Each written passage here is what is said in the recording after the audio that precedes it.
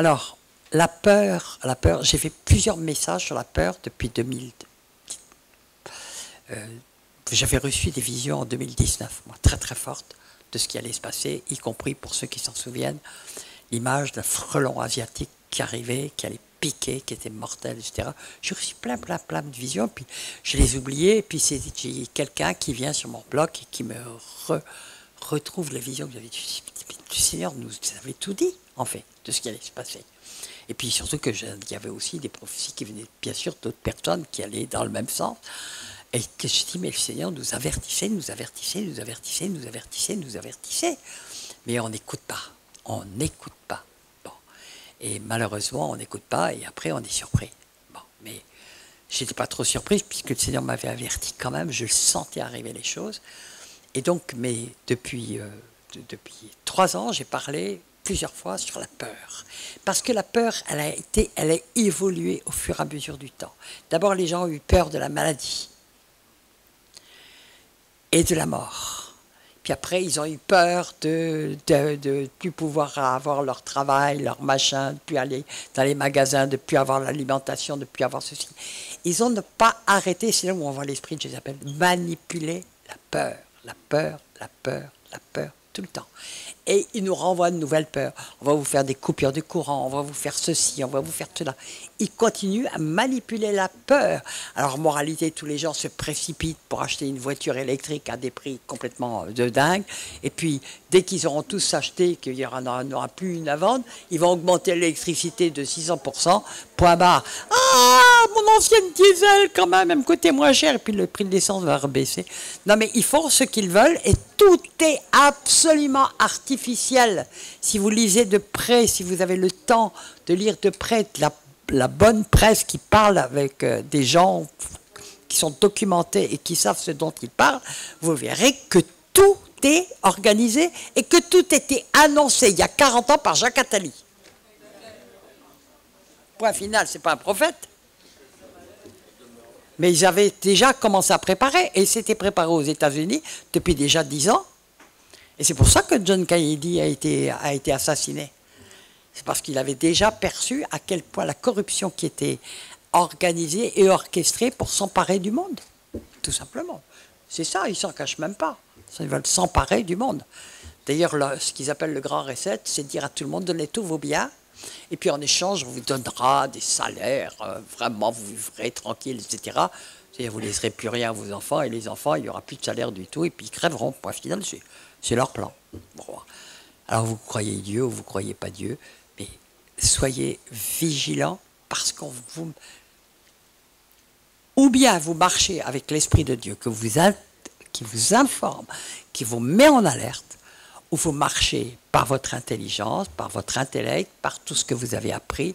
Vous n'arrivez même pas à croire que des gens peuvent être arrivés à ce degré de mensonge pour vous mentir comme ils le font. Et ils mentent sans vergogne. Goebbels disait, mais plus un mensonge est gros. Il suffit de le répéter suffisamment de fois, et puis tout le monde finit par le croire que c'est vrai. Voilà, ça devient un adage. Hein, un adage sur lequel on installe sa pensée, etc. Si vous ne marchez pas avec l'Esprit de Dieu, marchez par l'Esprit de Dieu. Si vous ne marchez pas par la foi, par l'Esprit de Dieu, vous serez emmené dans la farine, je ne parle pas de la tienne, roulé dans la farine, sans levain, et on vous roulera dans la farine, on vous roule dans la farine, et on a roulé beaucoup de chrétiens dans la farine, il ne faut pas se leurrer. Hein, parce qu'ils ne marchaient pas par l'Esprit de Dieu, ils n'ont pas été interpellés, ils n'arrêtaient pas de mentir, de dire tout et son contraire. Hein. En même temps, de Macron, il dit tout et son contraire. Bon, moi, quand j'entends ça, je sais qu'il ne dit pas la vérité. Et puis je voyais bien qu'ils n'arrêtaient pas de dire des mensonges, mais monstrueux. C'était les uns après les autres. Hein. Quand vous voyez Agnès Buzyn qui a interdit l'hydroxychloroquine en janvier 2020, alors que la pandémie a été déclarée en mars. Tout était préparé d'avance, et à l'évidence. D'ailleurs, on sait que des cas avaient commencé à Wuhan bien avant. Et maintenant, parce qu'il y a la trouille, alors ça c'est la bonne nouvelle, il y a la trouille, il commence à y avoir la trouille, elle vient de dire, oui, j'ai interdit l'hydroxychloroquine parce que les Français prennent trop de médicaments. C'est ce qu'elle a déclaré, je ne sais plus où, RMC, ou enfin, média mainstream quelconque. Rien que ça, vous voyez, mais comment ils n'ont même pas... Ils disent n'importe quoi, mais les gens bouillonnent pas. Mais attendez, ils bouillonnent pas. Ils ont avalé n'importe quoi. Ils ont avalé n'importe quoi. Soyez de ceux qui entendent le Seigneur. Ayez des oreilles pour entendre ce que l'Esprit dit aux églises. Que celui qui a des oreilles écoute ce que l'Esprit dit aux églises. Dieu ne parle pas en vain. Mes brebis entendent ma voix.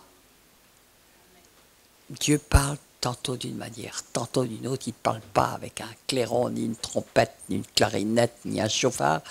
Il parle quelquefois dans un doux murmure. Simplement, il vous met une conviction sur le cœur, où il vous ouvre les yeux, où il peut parler par une ânesse, où il peut parler par la télévision même. Il m'est arrivé de voir Dieu me parler par la télévision en direct. Ben ouais. Dieu parle comme il veut. Comme il veut. Comme il veut. Si tout lui appartient. Tout lui appartient. Amen. Alors, simplement, je ne vais pas revenir à tout ce que j'ai dit sur la peur, mais je vais quand même simplement. Il y a des versets que vous devez connaître, non seulement les connaître, mais les imprimer dans votre cœur dans les temps qui existent aujourd'hui, pour que vous soyez armés, car votre arme, c'est la parole de Dieu, vous n'en avez pas d'autre. Point final. Ok ? Philippiens 4,6. Ne vous inquiétez de rien. Ne vous inquiétez de rien. Mais en toute chose, faites connaître vos besoins à Dieu. On parle des besoins, pas des désirs, parce que la parole nous parle aussi des mauvais désirs. Par des prières et des supplications. Ça veut dire qu'on a vraiment une attitude de cœur, qu'on reconnaît que seul Dieu peut tout et qu'on doit vraiment avoir une attitude de grande humilité. Et on voit la main de Dieu tout-puissante. Moi, je la vois, ça fait 30 ans que le Seigneur me fait vivre par la foi. C'est irracontable de la manière dont j'ai vu le Seigneur. Donc, j'ai une espèce de paix extraordinaire parce que j'ai tellement vu agir dans ma vie. J'ai tellement appris à marcher par la foi dans la vie que c'est quand même extraordinaire de voir, mais les miracles qu'on voit jour après jour, mais ils ne sont même pas racontables. On ne peut même pas les raconter, les gens seraient jaloux. Mais je ne veux pas exciter la jalousie des autres, moi. Moi, je suis une chouchou du Seigneur. Mais chut, ne le dites surtout pas. Alors, Philippiens 4, 19. D'abord, déjà, les Philippiens 4, 4. Soyez toujours joyeux. C'est un ordre.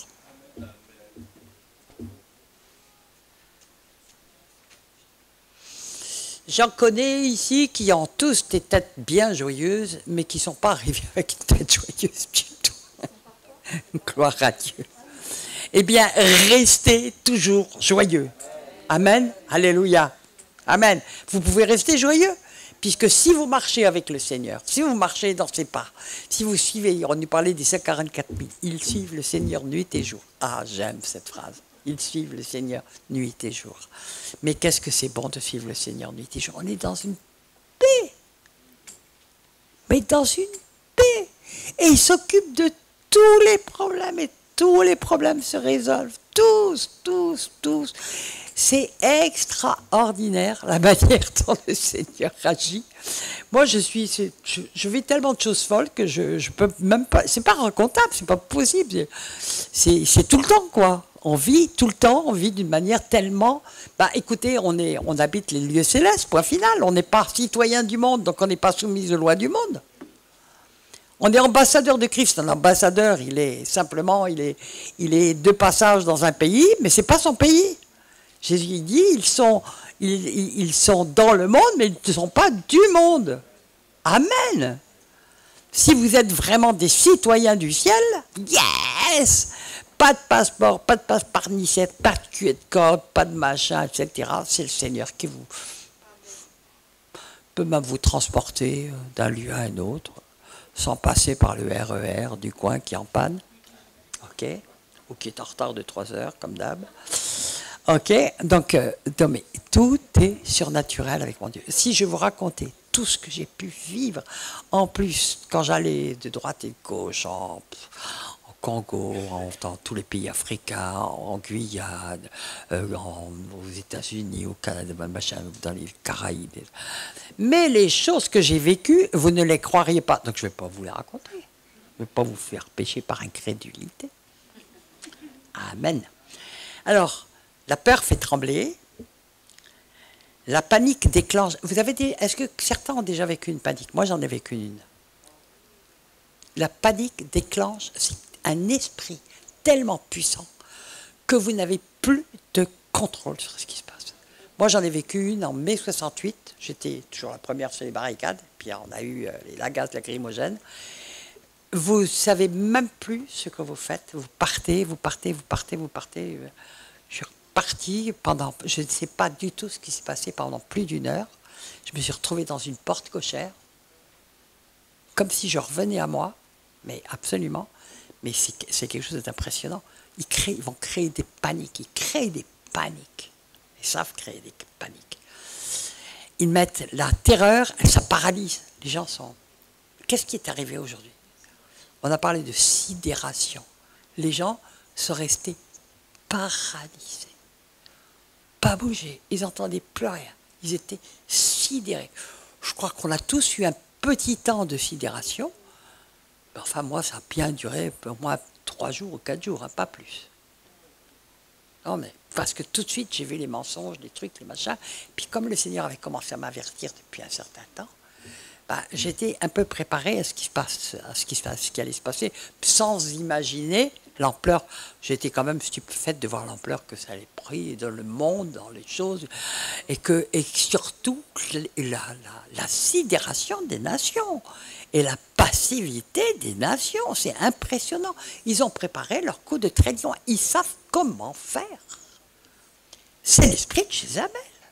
Elle paralyse. Elle paralyse, elle met la terreur. Les gens ne bronchent plus, bougent plus. Et elle paralyse, elle tue. Waouh, on y est, hein? Amen.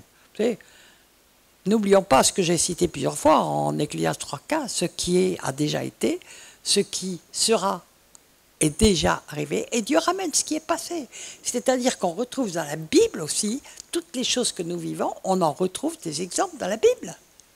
Et là, on retrouve exactement ce qui s'est passé avec Jézabel. Jézabel, il y a eu beaucoup de morts à cause d'elle, hein, quand même. Waouh! Pour qu'il ne reste plus que 7000 hommes sur les quelques millions qui étaient, je ne sais pas si vous voyez le nombre de morts qu'ils étaient, hein? Ce qu'elle a pu déclencher comme truc. Waouh! Ah. J'ai laissé 7000 hommes qui n'ont pas laissé le genou devant le Seigneur.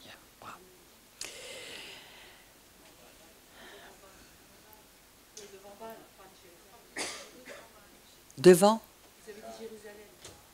Oui, je voulais dire Jézabel. Bon, heureusement qu'il y a des correcteurs automatiques. Amen. Mais c'est bien de corriger pour ceux qui étaient un peu distraits. Voilà, très bien, merci. Donc nous sommes dans un temps très particulier. La seule bonne question, c'est Seigneur, pourquoi me fais-tu vivre ce temps-là? Après tout, il y a bien des gens qui ont dû se poser les questions pendant la guerre. Seigneur, pourquoi me fais-tu vivre ce temps-là? À la limite, c'était pire quand même. Hein? Le Seigneur nous fait vivre des temps. Il a toujours le même but. Toujours le même but. Sauver le plus d'âmes possible. Dieu se veut une épouse. J'ai l'impression de plagier quelqu'un, mais suivez mon regard. Mais Dieu se veut une épouse pure et sans tache, pas une souillon. Ok, je crois que vous avez compris aussi ça. Coup du levain. J'ai encore des petites choses à comprendre, mais à apprendre surtout. Amen. Alléluia. Je vais faire revenir Jack parce que je crois il a un truc terrible, il nous donne soif d'en entendre plus tout le temps. Alors,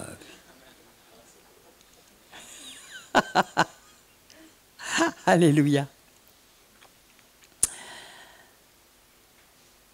On voit des passages absolument merveilleux. Quand même, Dieu, il est le... Même pas, je peux dire c'est le roi, mais c'est plus que ça. Quand il veut se débarrasser des ennemis, il sème, il sait semer une pagaille, il s'entretue. Il s'entretue. Moi, j'ai fait toutes les intercessions que j'ai faites. Seigneur, restez les uns contre les autres, qui tournent leur épée les uns contre les autres, là. C'est une prière qui est juste, hein, que Dieu agrée, puisque c'est lui qui a montré comment le faire. Vous savez que l'Ancien Testament fourmille de tactiques de guerre. Et de tactiques de guerre, et on montre comment chaque fois Dieu aide son peuple, c'est-à-dire ceux qui sont ceux qu'il appelle les justes. Amen. Yes. Qui lui appartiennent, ceux qui lui appartiennent. Le peuple d'Israël lui appartient. Et c'est un peuple témoin. Et on voit comment Dieu met la confusion chez les... Moi, chaque fois, attendez, quand je lis en 2 Chroniques 29, et Dieu plaça une embuscade devant... il y a les Philistins, je ne sais plus il y a 4 armées différentes qui ont fait alliance.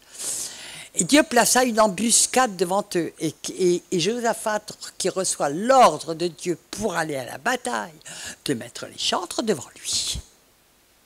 Et ils n'auront pas tiré, pas un coup de fusil, parce qu'à l'époque, il n'y en avait pas, mais ils n'auront même pas tiré leur épée. Et les chantres, il y a juste la louange, hein, point final. Et puis c'est Dieu qui s'occupe. Il a dit, tu vas voir un petit peu ce que je vais faire. Bon, et bien qu'est-ce qu'il fait? Alors écoutez, moi, il y a des moments où quand même, je me régale, parce que puisque ce qui a déjà été, et ce qui sera a déjà été, et Dieu ramène ce qui est passé, moi j'aime tellement ce verset, eh bien je me dis que notre Dieu peut faire exactement la même chose. Alors qu'est-ce qu'il a fait devant Josaphat? Toutes les armées se sont dressées les unes contre les autres. Ils se sont tous entretués, les Moabites contre les Arabes, les machins, etc. Bon, ils sont tous comme ça. Et puis, il est écrit à la fin, les 2 derniers qui restèrent cédèrent à s'entretuer. Écoutez, je trouve que Dieu a un humour. Les 2 derniers qui restent cédèrent à s'entretuer. Il y a quelques fois, quand on lit la Bible, écoutez, c'est un humour à couper au couteau, et parce que Dieu est plein d'humour, et puis notre Dieu n'a pas changé. Mais Seigneur, ce que tu as fait devant Josaphat, fais-le un petit peu devant nous, un petit peu, beaucoup même. Amen, amen. Je suis partante. Alléluia.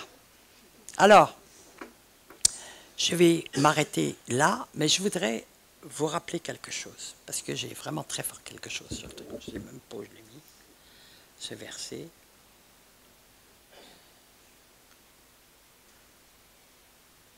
Voilà. Hébreux 2,14. Allons, ainsi donc, puisque les enfants participent au sang et à la chair.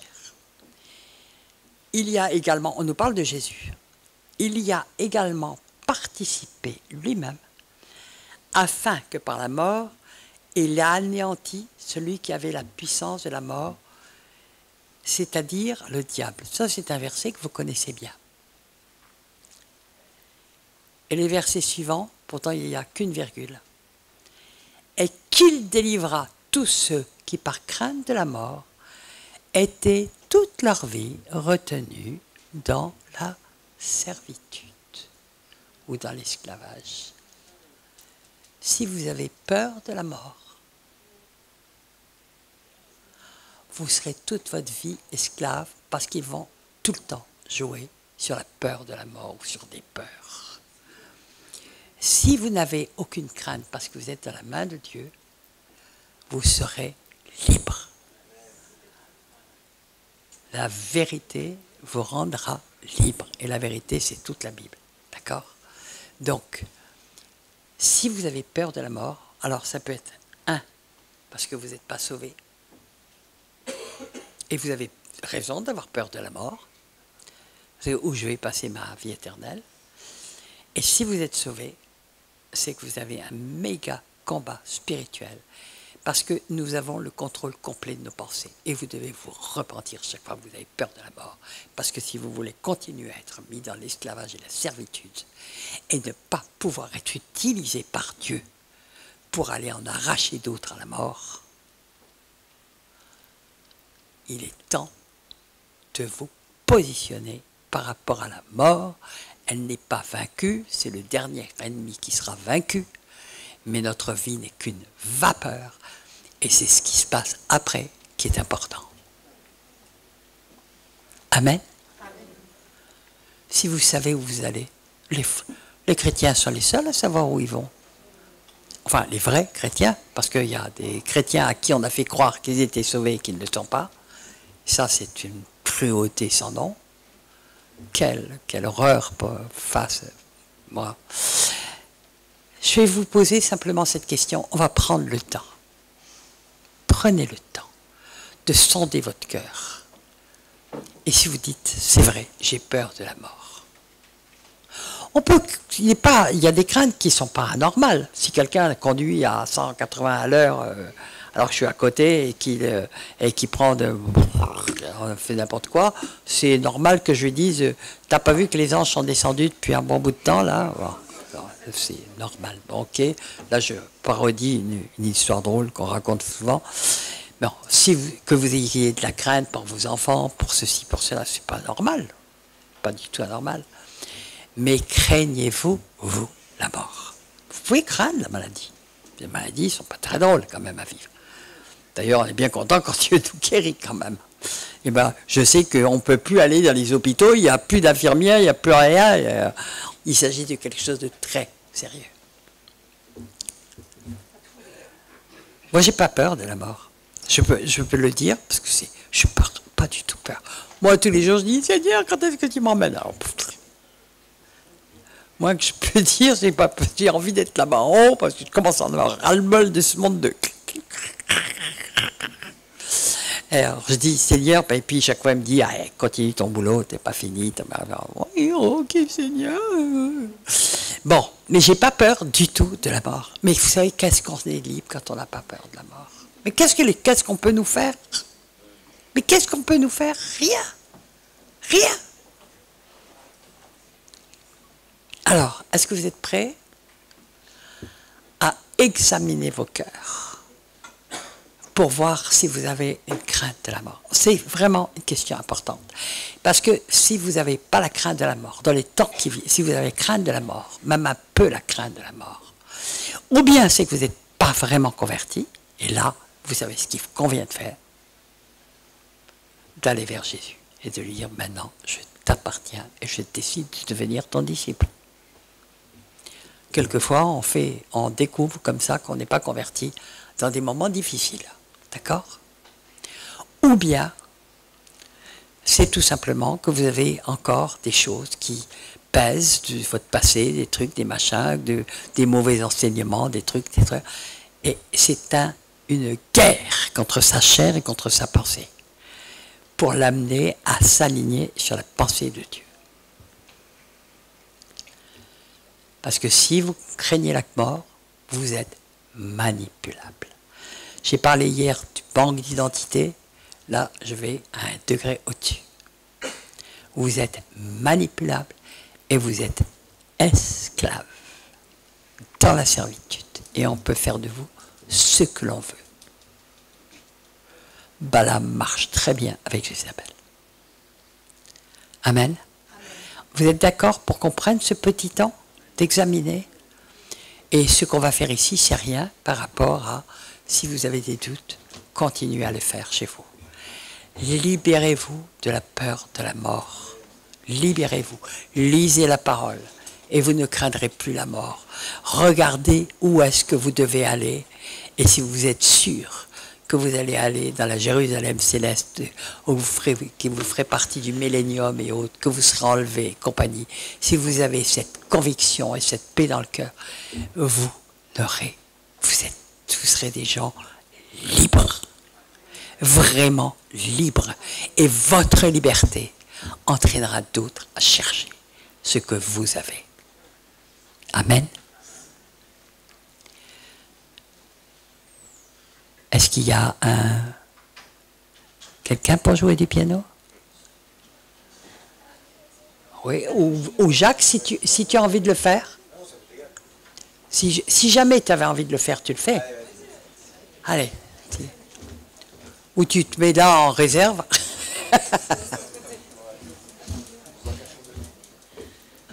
Alléluia, Jesus.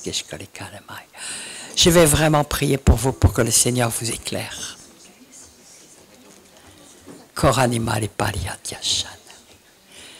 Pour que vous ayez les yeux bien ouverts, que vous soyez bien lucides sur ce qui est en train de se passer. Les derniers temps sont là. Tu as préparé des choses extraordinaires, mais terribles. Les deux vont en même temps. Avez-vous peur de la mort? Waouh! Il est possible que Dieu choisisse de vous enlever avant ces temps, parce qu'il est aussi écrit en Ésaïe 59 que le juste périt, que personne n'y prend garde, parce que c'est pour éviter les souffrances à venir et la détresse et la misère, etc., que Dieu a enlevé le juste. Et malheureusement, les religieux disent « Ah, qu'est-ce que Dieu l'a puni, qu'est-ce qu'il avait fait pour pleurer ?» Alors que c'est exactement le contraire. Ben oui, le Seigneur nous a tous taillés pour quelque chose, pour ce temps-là, mais n'ayez pas peur de la mort. Seigneur, tu m'as fait une grâce extraordinaire d'avoir vraiment la paix en toi, d'avoir une paix totale. Je sais que je ne risque rien, je sais que je n'ai rien à craindre, parce que tu es avec moi. Je sais, mon roi, que tu m'as aussi donné une autre grâce. C'est de retrouver le travail de journaliste dans cette fin des temps pour pouvoir informer. Parce que faire passer la vérité, nous sommes l'appui et la colonne de la vérité, faire passer la vérité envers et contre tout et sans rien craindre. Le Seigneur me l'a permis de le faire et je sais qu'il me protège parce que ça sauve des vies.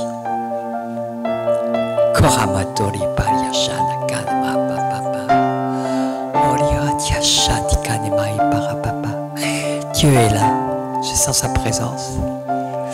C'est à lui que vous devez demander, Seigneur, est-ce que je crains la mort? Est-ce que j'ai envie d'être près de toi?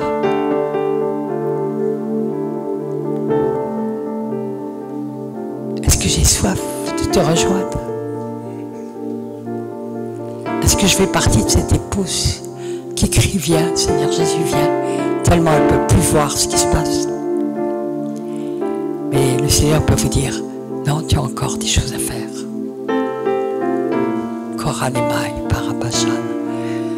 J'ai réservé pour toi, dans ces temps, une mission, ou plusieurs missions. Et personne d'autre n'a été mandaté que toi pour le faire. Où que tu sois, qui que tu sois, d'où que tu viennes, quelle que soit ta formation, peu importe. Vous savez, on est dans un temps où les ministères disparaissent. Parce que ça n'a plus aucune importance d'avoir un ministère. Dieu simplement cherche des filles et des fils qui le suivent et qui témoignent de la puissance de Dieu, qui sont les témoins de la puissance de Dieu. Comme il dit dans 2 Pierre, Dieu accompagnant leur témoignage de signes et de puissance. Et on s'en fout royalement des titres, des choses. Pas d'importance. Aucune importance. Le Seigneur connaît votre situation. Dans le psaume 68, il est dit, les messagères de bonnes nouvelles sont une grande armée. Et l'ennemi fuit dans le ventre. Oh, oui, c'est vrai. Dieu lève beaucoup de femmes qui ont été délaissées et qui maintenant, Dieu les lève aussi pour former une grande armée. Et il est écrit, et celles qui restent à la maison partagent le butin, parce que chacun a aussi sa mission. Car on ne délaisse pas la mission que Dieu nous a donnée, et Dieu sait qu'elle est importante auprès des enfants, pour faire n'importe quoi. Soyons là où le Seigneur nous veut, Si vous ne savez pas où le Seigneur vous veut, marchez. C'est lui qui va conduire vos pas. Ce n'est pas à l'homme de conduire ses pas, c'est à Dieu de conduire ses pas. Dites Seigneur, conduis-moi. Et il va vous conduire. Alléluia.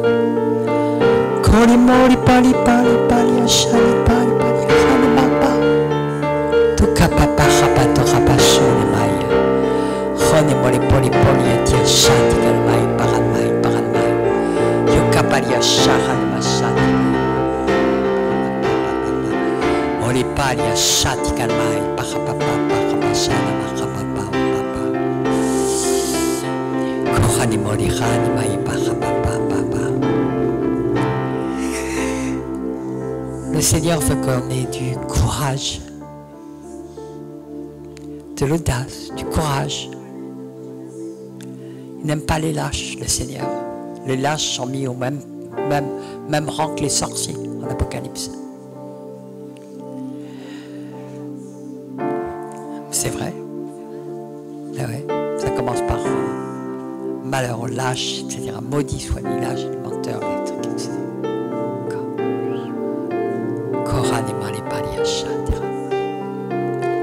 Du courage. Alors, qu'est-ce que Dieu a dit à Josué? Fortifie-toi et prends courage. Donc, ça dépend de nous. Comment on se fortifie? Par la parole de Dieu. Par la prière, par la parole de Dieu, par la consécration à Dieu. Alléluia.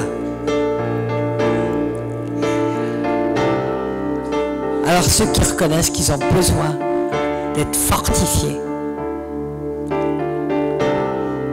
et d'apprendre à se fortifier, qui ont besoin d'être